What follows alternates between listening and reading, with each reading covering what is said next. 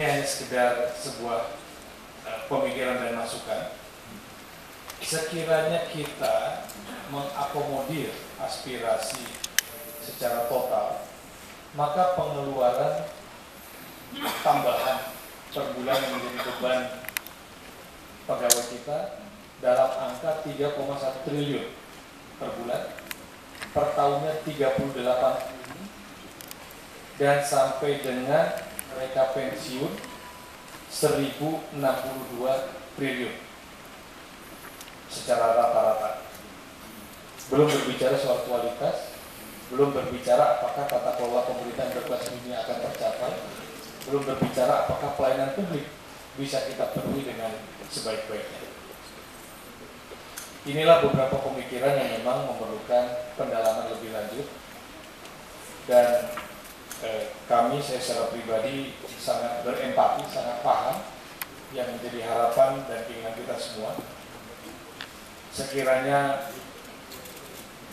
pemerintah dengan normatif menerapkan aturan-aturan yang ada, dan proses sekalipun tidak diperlukan satu tes sebagaimana tadi disebutkan CAP dan sebagainya, hanya dengan menggunakan seleksi administratif, andaikan itu kita lakukan dengan mengacu kepada aturan yang ada, dengan melibatkan audit BPKP, kami memiliki hitungan bahwa yang bisa masuk pun tidak akan lebih dari 20%. Kalau kita benar-benar konsisten dengan aturan, dengan peraturan perundang-undangan, dengan ketentuan-ketentuan yang ada. Jadi kenapa angkanya bisa membengkak? Di era pemerintahan sebelumnya dengan berbagai peraturan yang ada, awalnya terdata 500, naik jadi 700, ketika akan diketuk palu menjadi 960.000 lebih, dan ketika masalah itu sudah selesai, ada yang tercecer, bertambah lagi 100.000, 200.000, 300.000, hingga mencapai 650.000. Dan di sini ada penyalahgunaan wewenang, di sini ada permainan uang, di sini ada dokumen-dokumen yang dipalsukan, yang kalau kita verifikasi dengan sangat ketat menggunakan aturan yang ada, dan kita bongkar lagi, hanya 20% yang bisa masuk. Angka 30.000 merupakan angka yang memang ditinggalkan dari formasi yang lulus. Ini tawaran dari kami, dari pemerintah.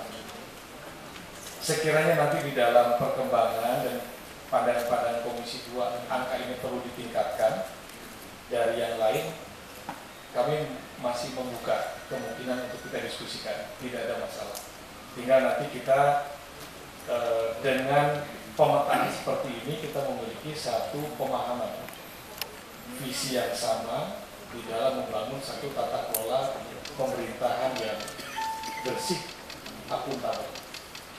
Percayalah bahwa di era pemerintahan sekarang ini, kami memiliki komitmen yang kuat untuk menghentikan semua praktek-praktek yang tidak baik pada masa sebelumnya, termasuk juga seluruh masukan-masukan dari Komisi 2. Sekecil apapun informasi itu pasti kami tidak lanjuti. Kami mohon maaf kalau kami tidak diberitahu, mungkin masih banyak lagi persoalan-persoalan seperti tadi di Palopo, kami akan tidak lanjuti. Kalau Pak Muhtar tadi mengatakan berani atau tidak, pasti berani. Membatalkan, pasti kami batalkan. Jadi sudah ratusan, bahkan ribuan SK-SK NIK yang kami batalkan dalam beberapa bulan ini, yang terbukti dia menyalahi aturan atau tidak sesuai dengan pedoman-pedoman ketentuan yang ada. Kami pastikan bahwa kementerian kami bersih, sehingga kami tidak ragu-ragu apabila ada hal-hal yang merugikan masyarakat, ada pengaduan-pengaduan dari yang terhormat anggota Komisi 2, pasti kami akan tidak lanjuti. Seluruh deputi kami bisa diakses nomor handphonenya kapanpun, kami sangat terbuka. Tidak harus selalu kita mengakomodir persoalan-persoalan ini pada saat rapat kerja, tetapi kami terbuka. Kantor kami pun silakan setiap hari kalau anggota Komisi 2 ada memiliki masalah atau menemukan persoalan-persoalan dalam rangka perbaikan tata kelola pemerintahan. Karena isu Komisi 2 dengan Kementerian PAN ini menurut pendapat kami tidak hanya masalah persoalan K2 atau masalah kepegawaian, ada masalah pelayanan publik, ada masalah reformasi birokrasi struktur, ada masalah-masalah yang terkait dengan SDM aparatur dan lainnya. Sangat luas ruang lingkupnya.